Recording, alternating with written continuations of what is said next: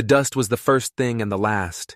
It was the alpha and omega of the Arizona territory, a fine red powder that worked its way into the cracks of a man's soul, into the hinges of his beliefs, until everything grated. For Thad Whitmore, it was the grit in the mechanism of his life. He felt it in the morning, a film on his teeth. He tasted it in his evening meal of beans and jerky, a constant, earthy reminder of his isolation. His ranch was a lonely island in a sea of ochre, a testament to a stubbornness that had long ago curdled into something uglier. The sun, a merciless sovereign, beat down on his small cabin and the thirsty patch of land he'd beaten into submission. It bleached the world to shades of bone and rust, and Thad felt bleached too, stripped of everything but the hard, unyielding core of his bitterness. His world had shrunk to the size of his property line, to the rhythm of his chores, each one a battle fought against the land and against the ghost limb that ached with a cold fire a decade after a Confederate cannonball had claimed the real one at Shiloh. His morning routine was a litany of grunts and curses, a ritual of pain. He'd swing his good leg over the side of the cot, the floorboards groaning under his weight, and reach for the prosthesis. It was a marvel of the age, they'd told him. Polished wood and articulated steel, bound with thick leather straps. To Thad it was a shackle. He'd heave it into place, the wooden cup chafing the scarred stump of his left thigh, and cinch the straps tight. The buckle biting into his flesh was the first penance of the day. Every step was a conscious act, a negotiation between his will and the unfeeling mechanics of his new leg. Thump, click, drag, thump, click, drag. The sound was the percussion of his private purgatory. He moved through his cabin, a space cluttered with necessity and void of comfort, and prepared his coffee. He didn't drink it for pleasure. He drank it for the heat, for the jolt that might kickstart the dead engine in his chest. Outside, the landscape was stark and beautiful in a way that offended him. The distant mesas were purple shadows against a turquoise sky, their majesty a mockery of his own small, broken existence. He hated it. He hated its uncaring beauty, its sheer, magnificent indifference to the gnawing rot inside him. He had come here after the war to escape people, to build a wall of silence and solitude around himself. He had believed that if he could just get far enough away from the stink of humanity, its greed, its hypocrisy, its endless appetite for slaughter, he might find a sliver of peace. He had been wrong. The war had followed him. It lived in the phantom pain of his leg, in the memories that ambushed him in the dead of night, in the profound, unshakable conviction that mankind was a failed experiment. He spent the day mending a fence line on the north pasture, the sun a hammer on his back. The physical labor was a blessing. It exhausted him, leaving no room for thought, only for the rhythm of the post-hole digger and the satisfying thud of the mallet driving staples into wood. He worked until his shoulders burned and his stump was rubbed raw until the sun began its slow descent, painting the western sky in violent strokes of orange and crimson. As he limped back toward the cabin, the prosthetic a leaden weight, he saw the dust. It wasn't the aimless dust of the wind, but the purposeful plume of a rider. One rider moving fast. He paused, his hand instinctively going to the Colt Peacemaker holstered at his hip. Trouble. Trouble always came on horseback. He watched the rider disappear into the folds of the rolling hills to the south, a fleeting disturbance in his curated emptiness. He told himself it was nothing, a drifter, a prospector, none of his business. He was done with other people's business. The war had cauterized that part of him. Back in the cabin, the twilight bled through the single window, casting long, distorted shadows. He lit a kerosene lamp, the warm glow pushing back the encroaching dark, but doing little to warm the chill in his bones. He was washing the grit from his face in a basin of lukewarm water when the sound reached him. It was faint at first, carried on the evening breeze, a pop, thin and sharp, then another. Gunshots. They were distant, maybe a mile or two south, from the direction the rider had gone.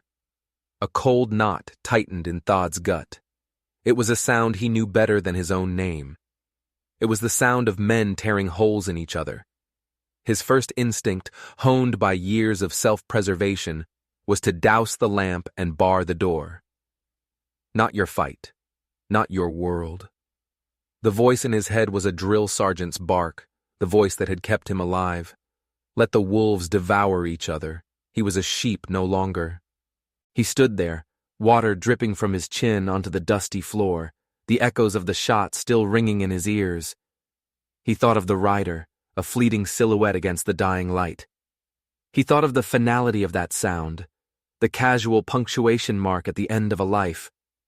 A part of him, a deeply buried, long-neglected part, stirred. It was a flicker of something he'd thought long dead, a vestige of the boy he'd been before the fields of Tennessee had baptized him in blood. A conscience. He cursed it. He cursed the weakness, the stupid, sentimental pull that defied all logic. Ignoring it was the smart play, the safe play. But the silence that followed the gunshots was heavier, more ominous than the sound itself. It was a vacuum, waiting to be filled with more violence. He stood frozen for a long minute, the internal war raging, the cynic versus the ghost, the survivor versus the man. With a guttural snarl of self-loathing, he slammed the water basin down, grabbed his rifle from the wall, and stomped out into the night. The prosthetic leg, his constant tormentor, seemed to mock him with every awkward, painful step as he saddled his horse, a grim-faced man riding toward the very thing he had spent a decade trying to escape. The moon was a sliver, offering little light. Thod let his horse, an old, steady mare named Clementine, pick her way through the treacherous terrain of arroyos and scrub brush. The air was cool now, carrying the scent of sage and dry earth. He found the place by the smell. Blood has a unique odor, a coppery tang that cuts through all others. It led him to a small clearing nestled between two rock outcroppings. The body lay sprawled on the ground, a dark shape against the pale dirt. Thod dismounted, his rifle held ready, his eyes scanning the shadows. The silence was absolute. Whoever had done this was long gone. He approached cautiously, his prosthetic sinking into the soft ground. It was an Apache, a boy, really, no older than 20. He was lying on his side, his chest a dark, wet mess. A wave of something, not pity, not yet, but a weary resignation, washed over Thod. Another dead Indian, another dead white man.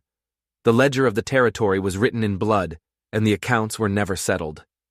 He nudged the body with his boot, a callous, practical gesture to check for life.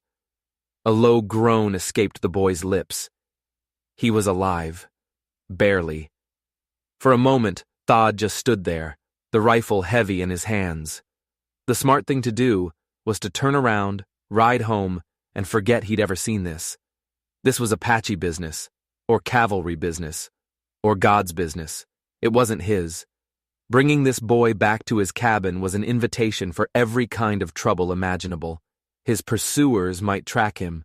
His own kind would call him an Indian lover, a traitor. He'd be putting a target on his own back. He looked down at the boy. In the faint starlight, he could see the strong line of his jaw, the black hair matted with sweat and blood. He was just a kid shot and left to die in the dirt. Thod saw not an Apache, but a soldier. He saw a boy in a blue coat, his guts spilled out in the mud at Shiloh, his eyes pleading. He saw a boy in a gray coat, his leg mangled, begging for water. He saw himself. Damn it all to hell. The curse was a prayer of surrender. He couldn't leave him. The part of him he'd tried to kill wouldn't let him. With a sigh that seemed to carry the weight of all the wars ever fought, he holstered his rifle. Getting the wounded Apache onto Clementine was a clumsy, agonizing ordeal. The boy was dead weight, his body limp, and Thod's own physical limitations made the task Herculean. He grunted and strained, his prosthetic slipping, the stump of his leg screaming in protest. Finally, he managed to heave the boy over the saddle and tie him down, a grim parody of a hunter bringing home his kill. The ride back was slow, each jostle of the horse eliciting a pained murmur from his cargo. Thod didn't look back. He just stared ahead into the darkness, the isolation of his ranch no longer a comfort, but a fragile cage he had just invited a wolf into. Inside the cabin, the lamplight cast a theatrical glow on the scene. Thad had laid the young warrior on his own cot, the only soft surface in the house. He stripped away the blood-soaked leather shirt, revealing the wound. It was bad.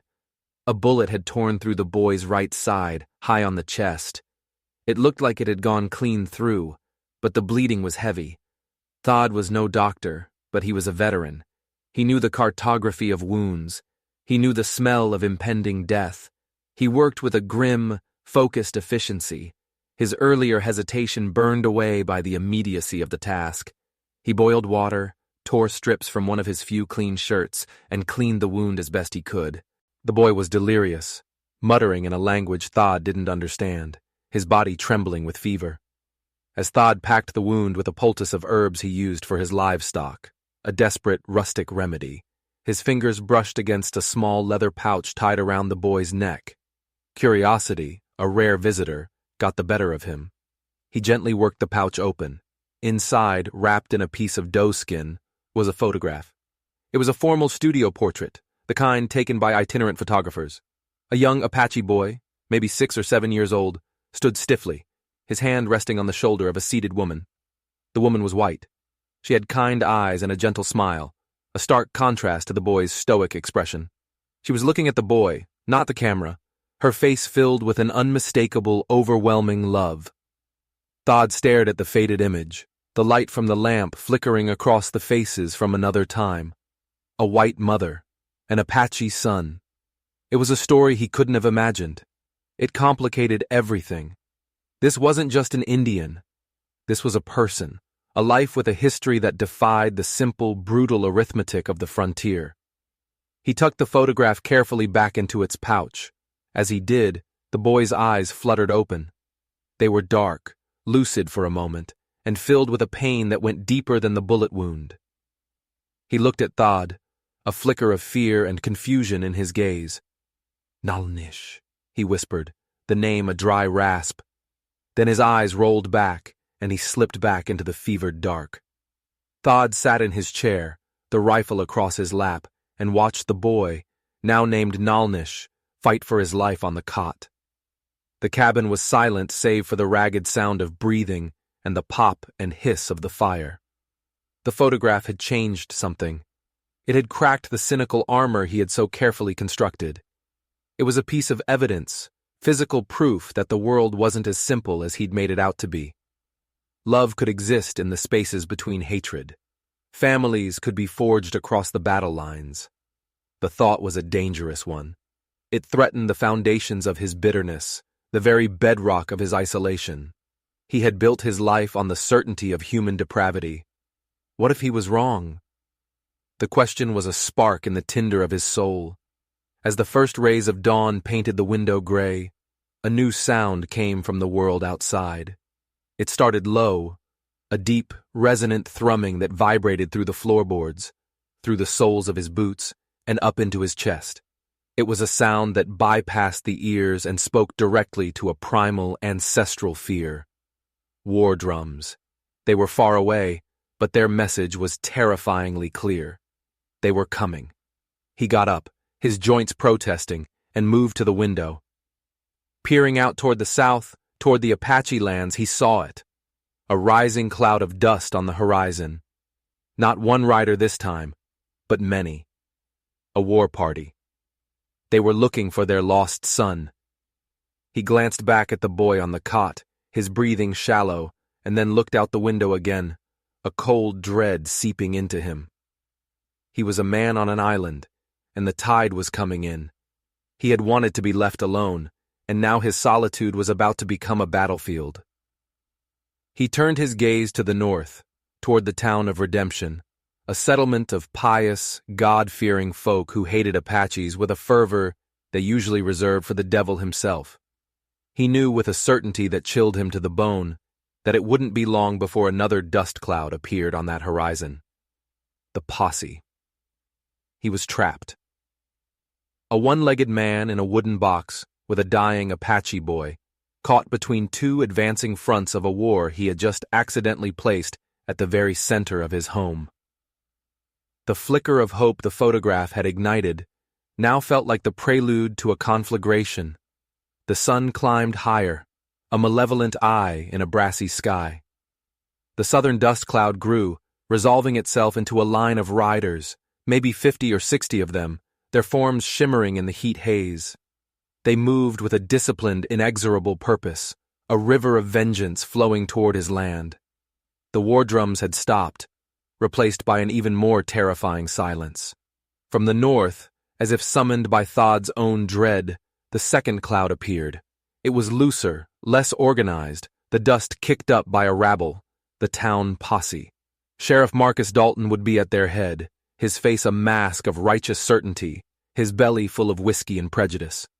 They would be coming for the men who had shot up a prospector's camp a few days prior, an act the local paper had already laid at the feet of the Apache, evidence be damned. Thodd was now the center of a closing vice. His ranch, his sanctuary of solitude, was the fulcrum on which a war was about to balance. Inside, Nalnish stirred.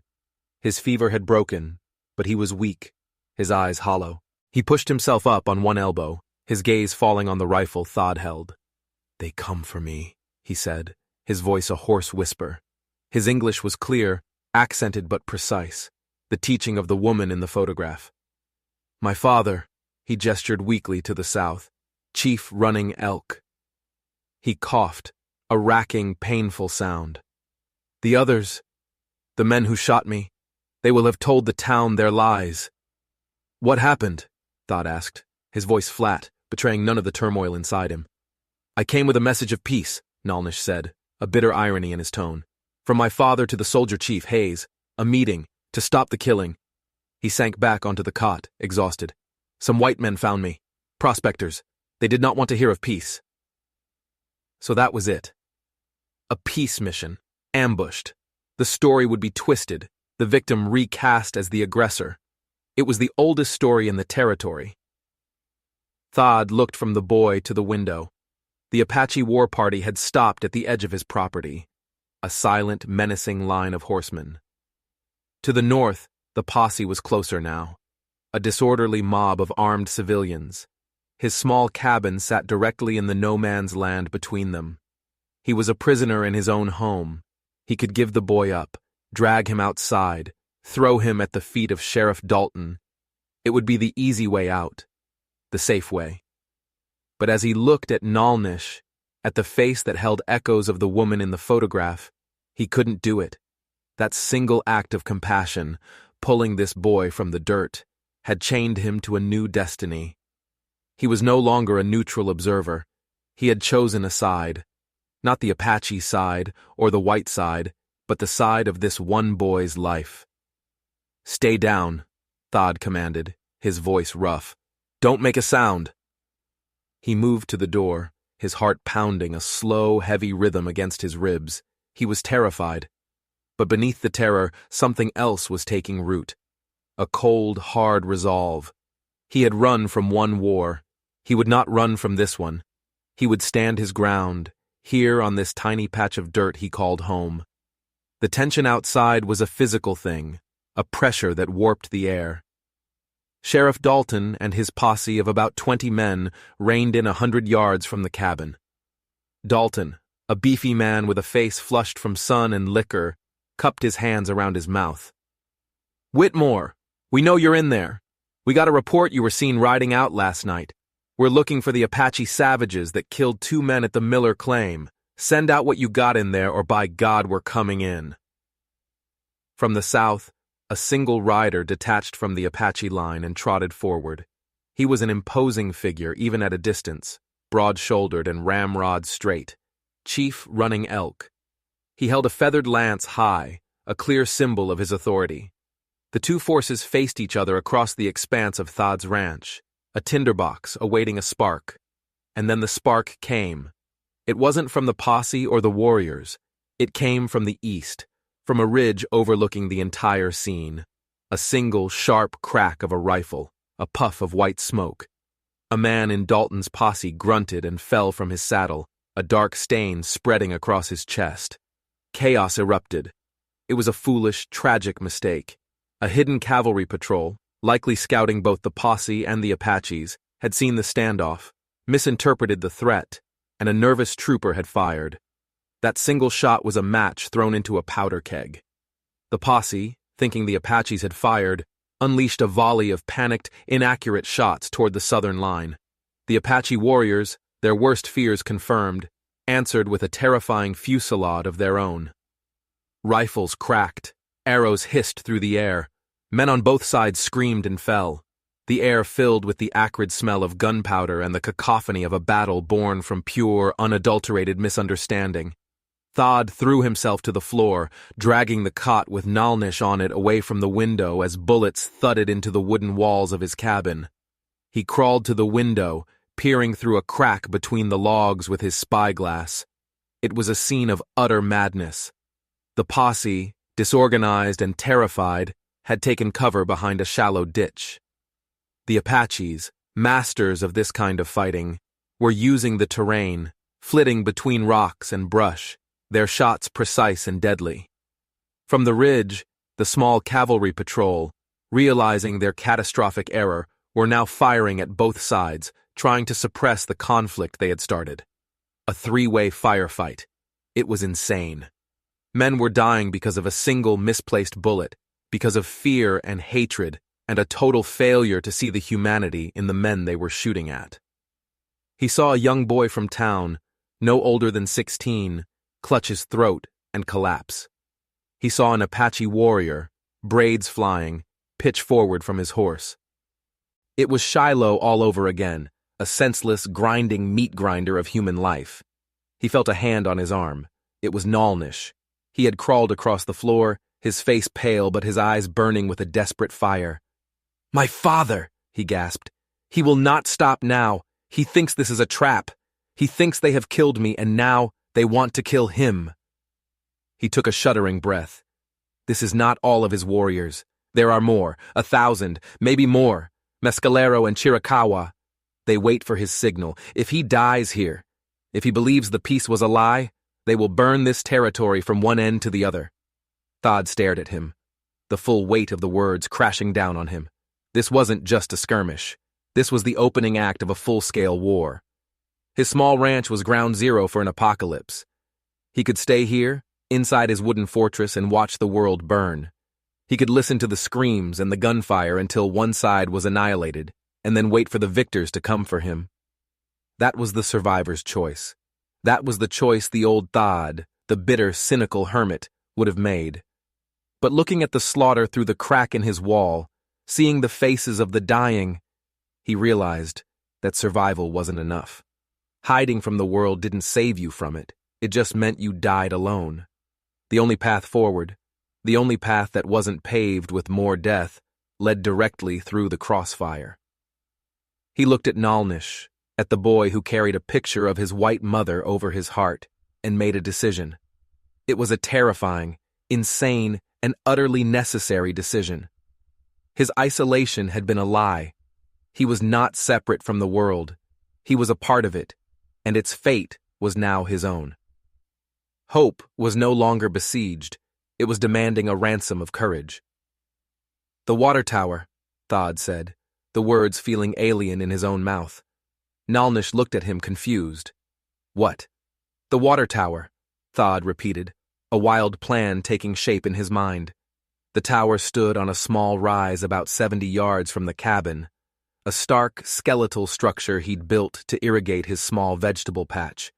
It was the tallest point on his land. It was also the most exposed. "We have to get up there, where they can all see us." "They will shoot us," Nalnish stated, not with fear but with simple fact. "Maybe," Thad conceded, his mind racing. "But they're already shooting each other. If they see you, alive, with me, maybe, just maybe, it'll give them pause, long enough for reason to find a crack to get in." He looked at the photograph pouch still around Nalnish's neck. "We need to show them that."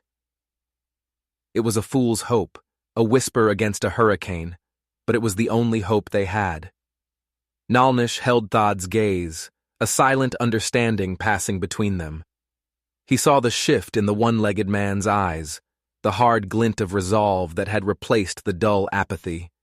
He gave a single, sharp nod. The decision was made.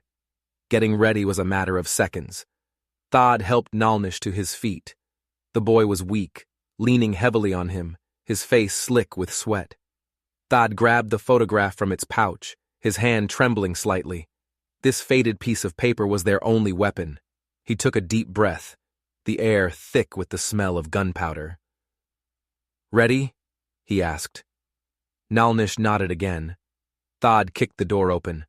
For a heart-stopping second, nobody seemed to notice. The cacophony of the battle continued unabated. Then, a rifleman in the posse saw them. "There! In the cabin!" he yelled. A bullet whizzed past Thad's head, splintering the doorframe, and then they ran. It wasn't a run so much as a desperate, stumbling lurch. Thad, with his awkward, thumping gait, half carrying the wounded Nalnish. They were the most unlikely pair imaginable, a cripple and an invalid, making a mad dash across an open battlefield. Bullets kicked up puffs of red dust at their feet. The air sang with their passage. It was a harrowing 70-yard journey that felt like 100 miles. Thad didn't dare look back. He focused only on the looming skeleton of the water tower, his lungs burning, his stump screaming with every jarring step. He could hear Nalnish gasping for breath beside him, could feel the boy's weight, a fragile human anchor. He felt a sharp sting in his right arm, a hot flash of pain, but he didn't stop. There was no stopping. They reached the base of the tower, collapsing against the thick wooden legs, gasping for air in the relative cover. Thad glanced at his arm. A bullet had grazed his bicep, a clean furrow that was already welling with blood. He ignored it. The climb was next. The ladder was a simple, sturdy construction of 2x4s nailed to the tower's frame. For a healthy man, it would be easy. For them, it was a mountain. "I'll go first," Thad grunted, turning to Nalnish. "Stay right behind me. Use me to pull yourself up if you have to." The climb was an agonizing, slow-motion ascent into hell. Thad hauled himself up rung by agonizing rung. His good leg did the work, his arm straining. The prosthetic a useless dead weight that threatened to overbalance him with every move. Below him, Nalnish struggled, his face a mask of pain, his hands shaking. Several times his grip faltered, and Thad felt the boy's weight sag against his own legs, but somehow they kept going. They were a single, struggling entity, a wounded Apache and a one-legged rancher, helping each other rise above the battlefield. The gunfire seemed to intensify, the bullets thwacking into the wooden structure around them, sending splinters flying. They were a perfect target, silhouetted against the sky. When they finally hauled themselves onto the small platform at the top, they were utterly exposed. Thad felt 1,000 eyes on him. He knelt, gasping for breath, the entire chaotic panorama of the battle spread out below. He could see the faces now, the terrified anger of the townsmen, the grim fury of the Apache warriors, the desperate confusion of the cavalrymen on the ridge. He looked at Nalnish, who had managed to pull himself to a sitting position, his back against the water tank. Thad took the photograph. His hand was slick with his own blood, but he held it firm. He stood up, a solitary, one-legged figure against the vast, indifferent sky. He held the photograph aloft. It was a tiny thing, a fragile square of paper against the immensity of the violence. He didn't shout, he didn't plead. He just stood there, a vulnerable, defiant testament to a different possibility. A fragile silence began to fall. It started with one rifleman, then another, lowering their weapons, confused by the bizarre spectacle. The insane tableau of a one-legged white man and a wounded Apache warrior standing together on top of a water tower, holding up a photograph, was so far outside the script of hatred that it broke the spell. The firing sputtered and died, replaced by an eerie, ringing quiet. Into that silence, from the south, Chief Running Elk rode forward alone, his horse trotting slowly into the open ground.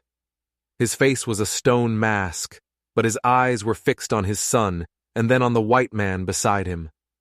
From the north, Sheriff Dalton also stepped out from cover, his rifle still held at the ready, his face a knot of suspicion and rage. "What devilry is this, Whitmore?" he bellowed, his voice shattering the stillness. Before Thod could answer, Nalnish spoke. His voice was weak, but it carried in the unnatural quiet. "Father," he called out in the Apache tongue, "these men were lied to. I was not attacked by soldiers." Chief Running Elk's stoic facade cracked. He saw his son, alive. The relief on his face was profound, a tectonic shift in the landscape of his heart. He swung down from his horse, his eyes never leaving Nalnish. He took a step forward. "It's a trick!" Dalton screamed, his fear and prejudice refusing to yield. He raised his rifle, aiming it squarely at the chief. "He's the one who led the attack! Kill him!" But the moment of blind hatred was Dalton's alone. His own men hesitated, their certainty shaken. In that moment of hesitation, Chief Running Elk did something extraordinary. He looked at Dalton, at the rifle aimed at his heart, and then he looked at his son, high on the tower. Slowly, deliberately, he unbuckled his own gun belt and let it fall to the dust. He unslung his rifle from his shoulder and laid it gently on the ground. Then he dropped his knife. He stood there, empty-handed, a chieftain of a proud, fierce people, making himself utterly vulnerable in the face of his enemy's hatred. It was an act of courage so profound it stunned everyone into stillness. It was a courage greater than any charge, any battle cry. It was the courage of a father and of a leader who wanted peace more than vengeance. The standoff hung by a thread. Dalton's finger was still on the trigger, his mind unable to process this new reality. And then, the thread snapped. A new dust cloud, massive and swift, appeared on the eastern horizon. It was the Mescalero. The 1,000 warriors Nalnish had spoken of, coming to the aid of their allies, drawn by the sound of battle, expecting a war. They crested the ridge, a terrifying wave of horsemen, their lances and rifles glinting in the sun. A collective gasp went through the posse and the cavalry. All the fragile progress of the last few minutes was about to be obliterated. This was no longer a skirmish. It was an army. Dalton's face went pale. The moment of grace was lost, swallowed by a new and overwhelming terror. But as the Mescalero war chief rode to the fore, ready to give the order to charge, something unforeseen happened. 2 riders broke from the lines below the tower and rode out to meet them, not as enemies but together. Side by side, moving toward the new threat as one, were Colonel William Hayes of the United States Cavalry and Chief Running Elk of the Apache. The soldier chief and the warrior chief, their own conflict suspended, riding out to stop a wider war. On the tower, Thod watched them go, his heart pounding. He had climbed the tower to offer a sliver of hope. He had not realized he was helping to forge an alliance on the very edge of Armageddon. He finally allowed himself to sink to the platform, the bloody photograph clutched in his hand, and for the first time in a decade, he felt something other than bitterness or pain. He felt the terrifying, fragile, and magnificent weight of peace. The dust settled, not with the suddenness of a storm passing, but slowly, particle by particle, over hours and then days. The landscape of Thod Whitmore's ranch was transformed. The ground, pocked and scarred by bullets and hooves, became a place of treaty. The ranch house, once a fortress of solitude, became a neutral council chamber. The immediate aftermath of the climax was a tense, delicate ballet of de-escalation.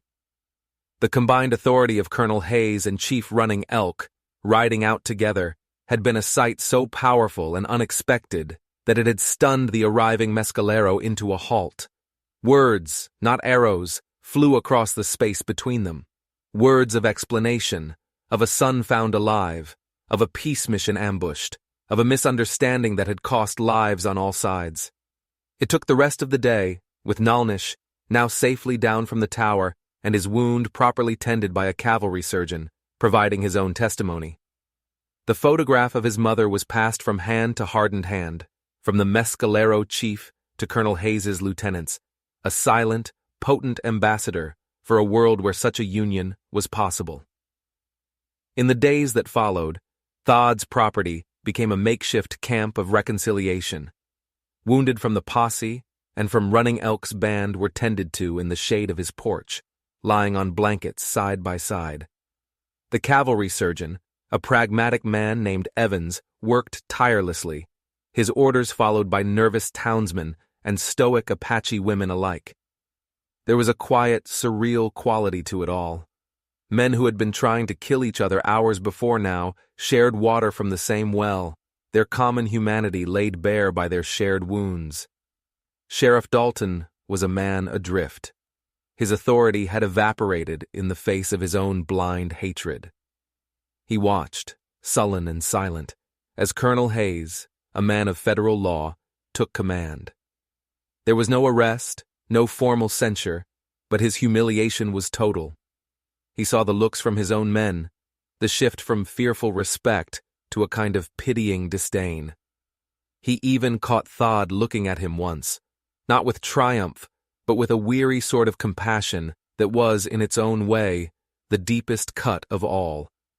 He was a relic, a monument to an old hatred that had no place in the new landscape being forged on this blood-soaked ground. The formal treaty was signed a week later, on a rough-hewn table dragged onto Thad's porch. It wasn't a grand document of surrender or conquest, but a simple agreement, negotiated between Hayes and a council of chiefs led by Running Elk. It established boundaries, promised restitution for the ambushed prospectors from a tribal fund, and, most importantly, opened a formal channel for communication to prevent future misunderstandings from spiraling into war. Thad sat in his rocker off to the side, a silent observer. His arm was bandaged, his prosthetic leg propped up on a stool. He had become an accidental linchpin, a quiet center around which peace had pivoted. He was no longer just Whitmore, the bitter recluse. To the settlers, he was the man who had climbed the tower. To the Apache, he was he who stands between, a name given to him by Running Elk. He had not sought the role, but it fit him more comfortably than his isolation ever had. Chief Running Elk approached him after the signing, Nalnish at his side. The chief was an imposing man, but up close, Thad saw the lines of grief and wisdom etched around his eyes. "My son tells me you gave him water and shelter when you could have given him a bullet," Running Elk said, his voice deep and resonant. "You saved him. You saved us all from a dark path." Thad just nodded, unused to praise. "He was a boy, left for dead. That's all I saw." "You saw with better eyes than most," the chief replied. He placed a hand on Thad's shoulder, a gesture of profound respect. "This land of yours is now a sacred place. It is the border between our worlds, but it is no longer a battle line. It is a bridge." The seasons turned. The harsh sun of summer softened into the golden light of autumn, then yielded to the mild, crisp air of winter. The world changed, slowly, almost imperceptibly at first, and then all at once. Thad's ranch became what Chief Running Elk had prophesied, a bridge. Settler families on their way west would stop for water and find themselves sharing a fire with an Apache hunting party doing the same. Fear gave way to curiosity, and curiosity over time gave way to a grudging, then genuine respect. Thad found himself at the center of it, a reluctant diplomat, his terse pragmatism proving to be the perfect language to translate between the two cultures. He learned a few words of Apache. Nalnish, who now walked with a slight limp but whose spirit was whole, taught him. The young warrior became a frequent visitor, his friendship a quiet, steady presence in Thad's life.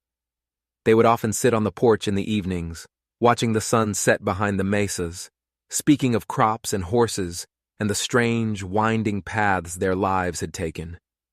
One afternoon, late in the following spring, Thad was on his porch, mending a leather strap for his prosthesis.